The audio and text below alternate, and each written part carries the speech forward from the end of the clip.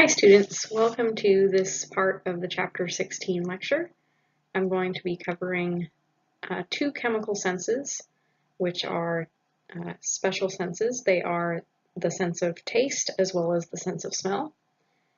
These are known as chemical senses because they rely on environmental chemicals to stimulate sensory receptors. And in both cases, we have chemicals from sources, food, odor molecules that are actually coming into contact with receptor cells in the mouth and the nose, respectively. So gustation is the technical term for our sense of taste.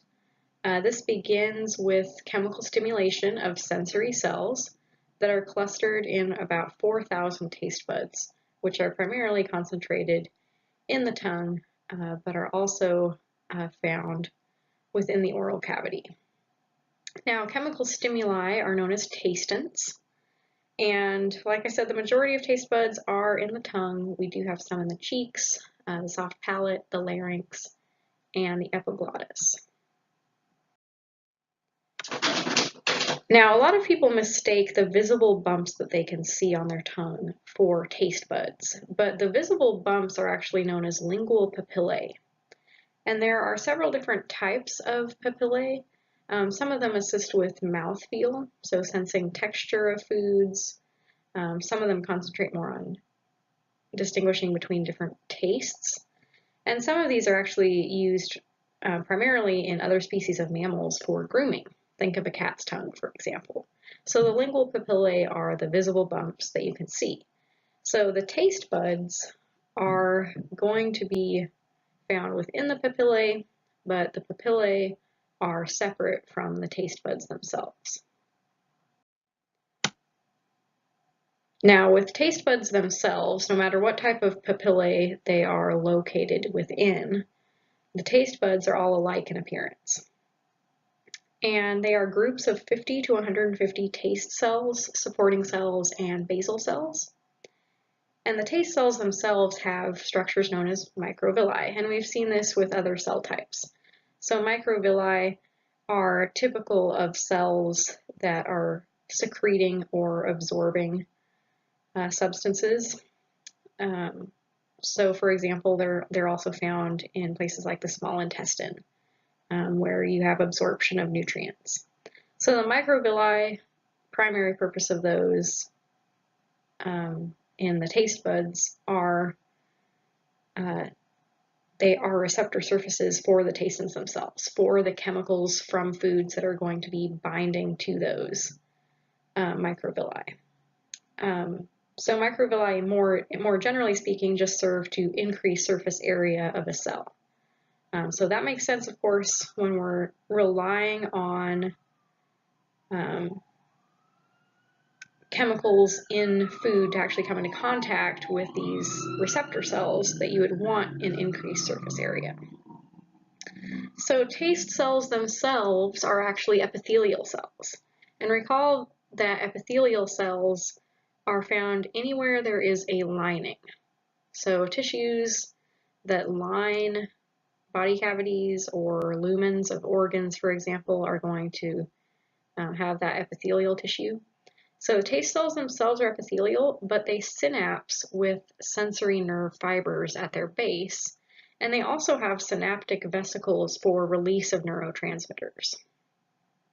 So a lifespan of a typical taste cell, pardon me, is just 7 to 10 days. So pretty fast turnover here with our taste cells, and this makes sense because they are coming into contact with food items. And that is somewhat of a high friction environment within the mouth coming into contact with foods. So they do have a fairly high turnover rate. Okay, so let's look at some structures found within the oral cavity here. Most of our taste buds, as I mentioned, are found on the tongue, of course. Valate papillae are the type of papillae that are found towards the back of the tongue. And then this also illustrates the filiform papillae, and then the taste buds themselves are going to be clustered within those papillae. So the taste buds are going to be found within the papillae. Now, if we look at kind of a schematic of a taste bud here, what we're seeing here are the epithelial cells of the tongue, and this structure is a taste pore.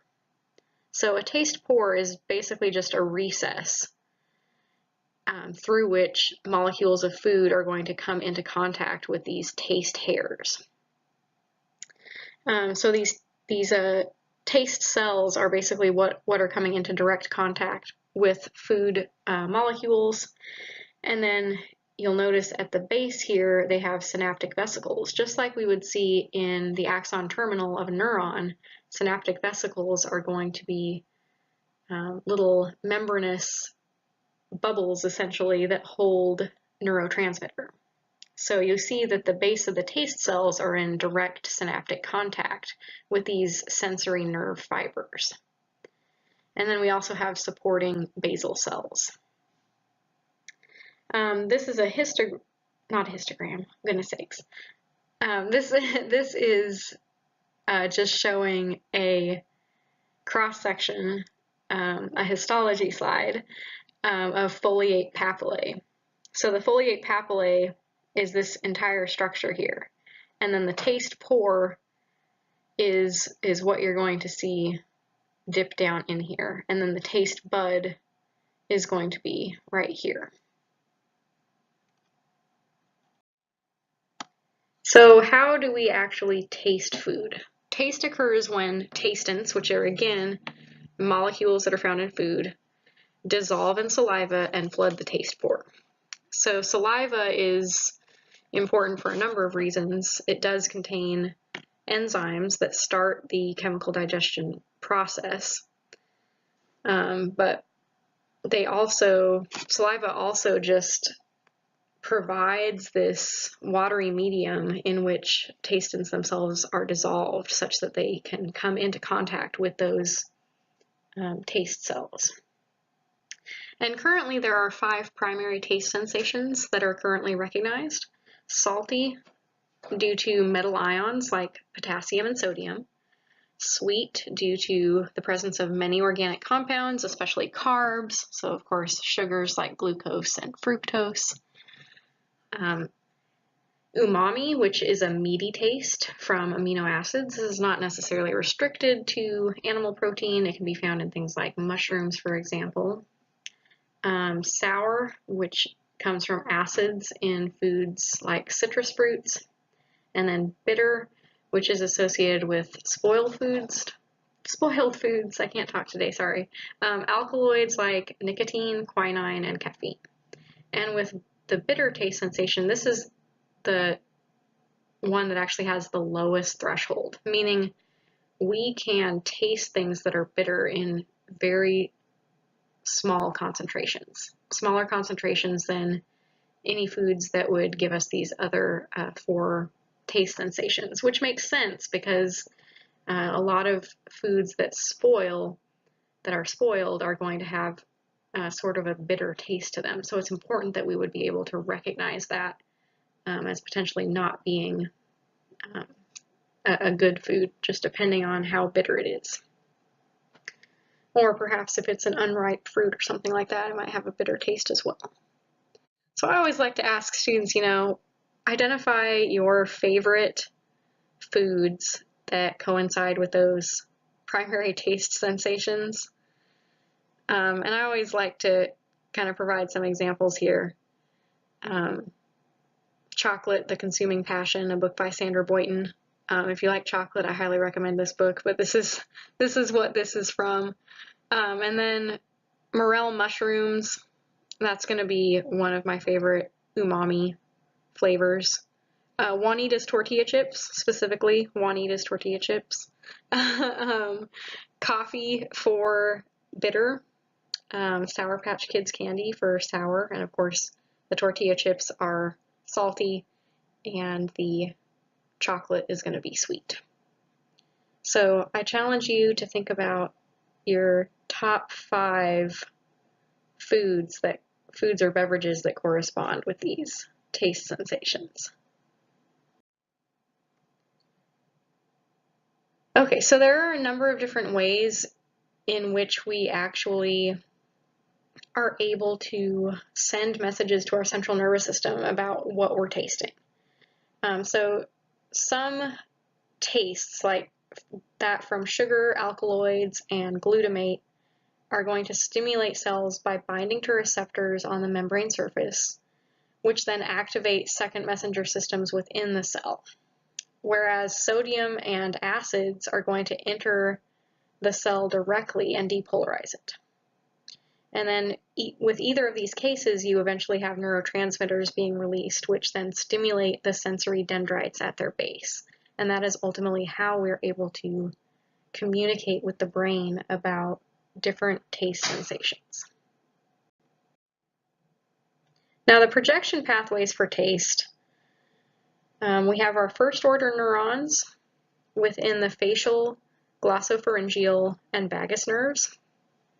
Those project to the solitary nucleus within the medulla, part of the brainstem, and then they synapse with second order neurons, which then relay signals to a number of different places. We have some nuclei within the hypothalamus and the amygdala, which would activate autonomic reflexes such as salivation and gagging and vomiting. We have second order neurons relaying signals to the thalamus, which would then relay signals to the primary gustatory cortex. And then further processing of various tastes are going to occur in the orbitofrontal cortex.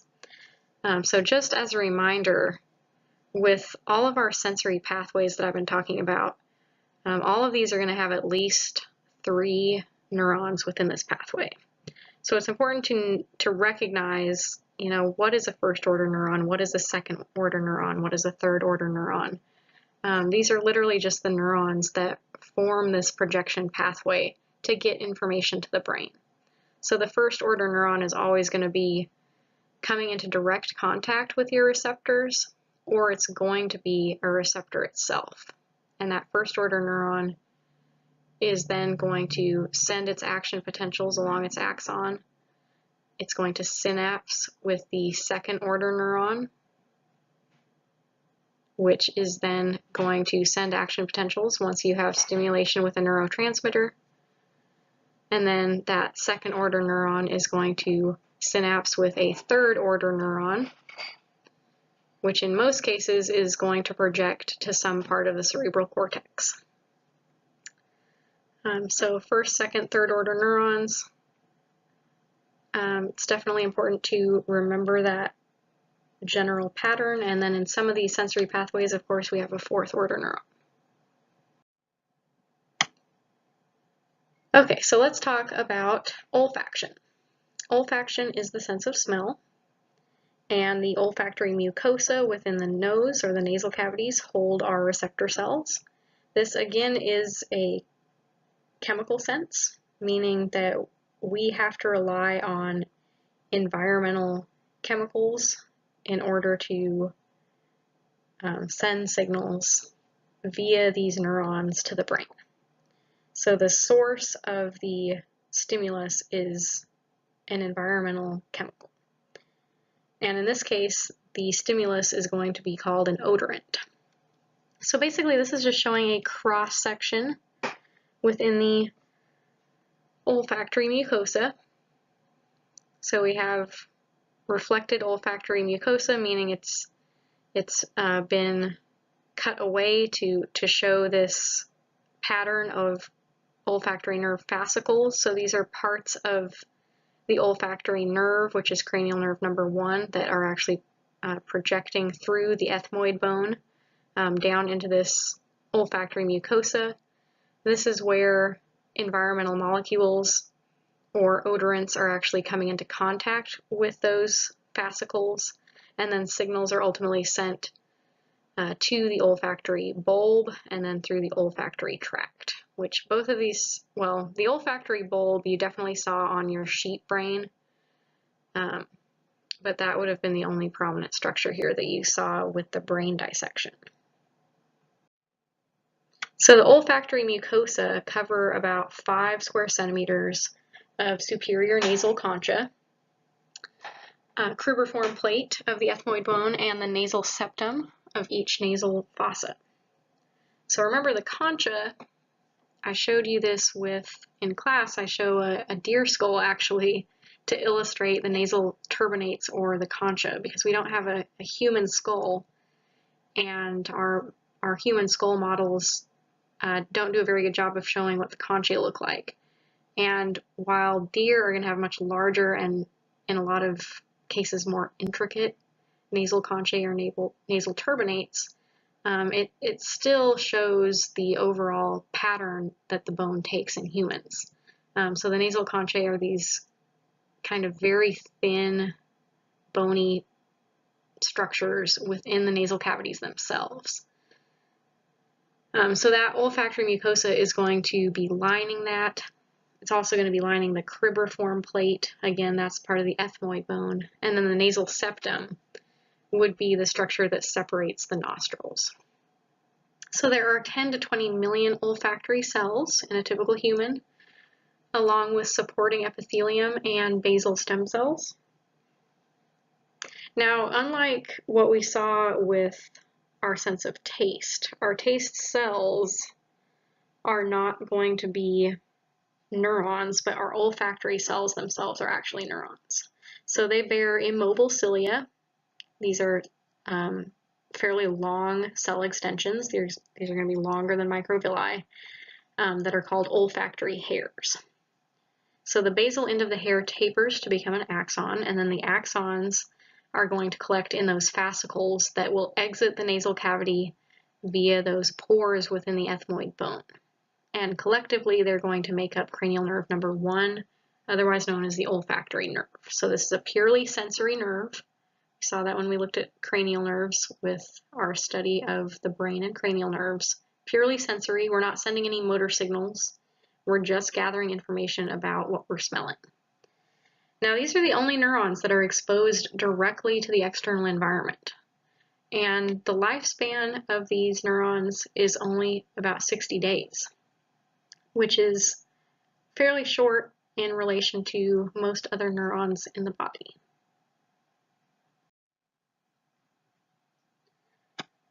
So I always like to bring up the sense of smell that we have and ask students to think about, what is our most prominent special sense?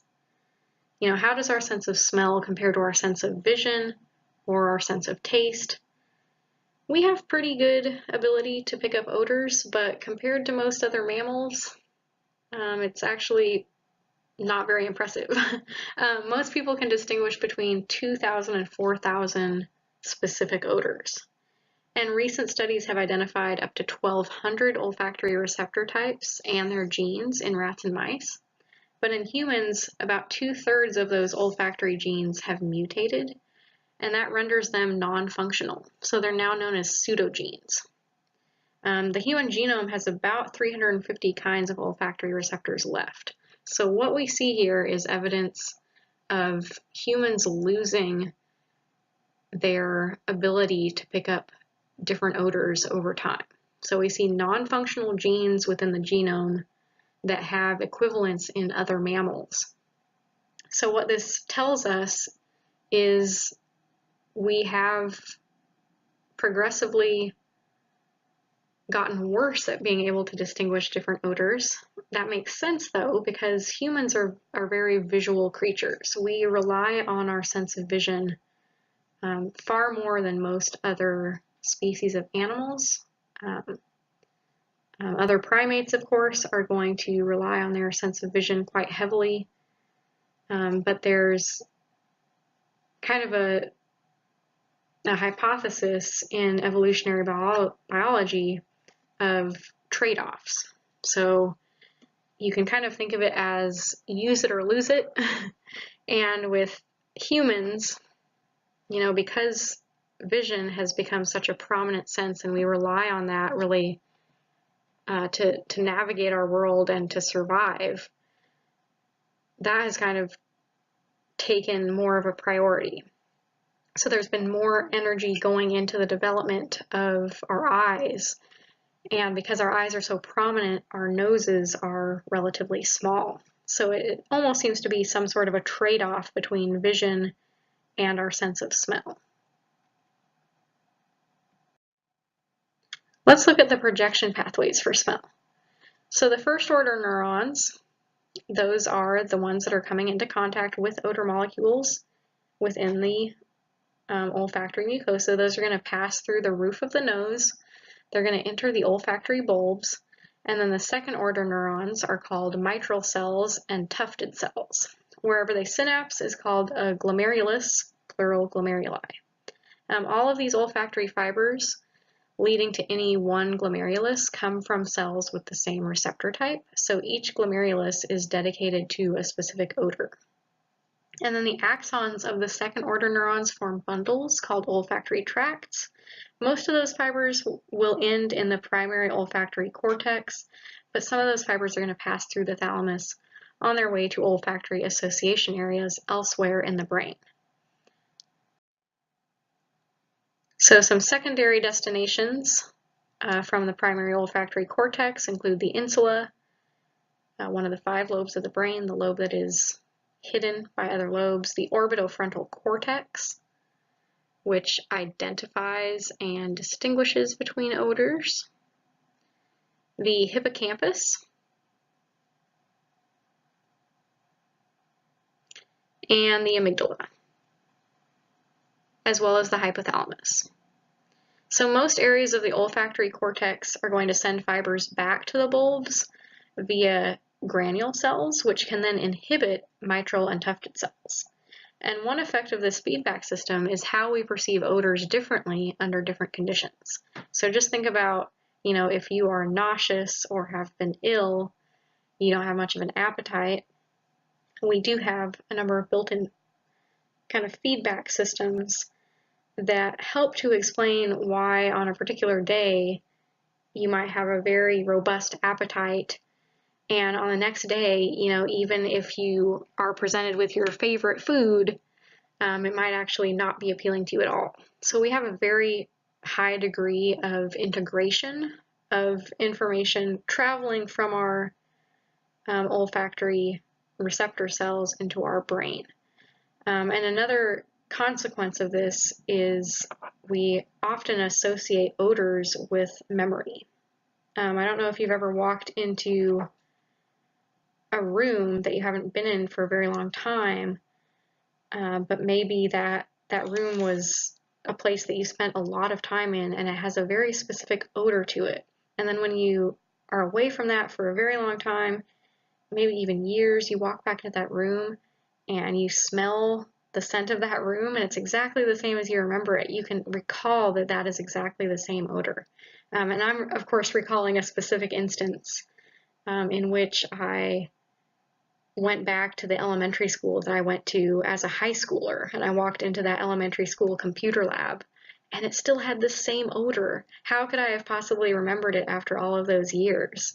But it's really incredible how much integration there is between our memory and very specific odors. I just think that's a really fascinating topic. All right, so let's again look at kind of a schematic here. This is that same figure that I showed you before where we have our olfactory mucosa within the nasal cavity. These fascicles that have actually traveled or extended down through the pores in the ethmoid bone at this portion within the anterior cranial fossa. And then we have this olfactory bulb. So if we were to examine a very close-up cross-section of this olfactory bulb, this is kind of a diagrammatic view of the layout of the cells in this structure. So here we have, of course, the pores within the ethmoid bone, which are going to hold those fascicles. They're sending out the first order neurons here, which are going to be our olfactory cells with the cilia known as olfactory hairs that are coming into direct contact with the odorants or odor molecules. So those are the first order neurons. They are going to travel via those fascicles to our glomeruli, which hold our tufted cells and our mitral cells. And then the olfactory tract, basically where you have the signals being sent along these axons from multiple second order neurons here. And then if we were to examine just a olfactory cell in isolation, this is what it would look like. So we have our olfactory hairs, which are those cilia coming into contact with our odorants. This is technically a dendrite of this neuron here. So the neurosoma, the cell body, and then the axon, and this would be the axon terminal. All right, so as always, please let me know if you have any questions, and I will see you all later in class.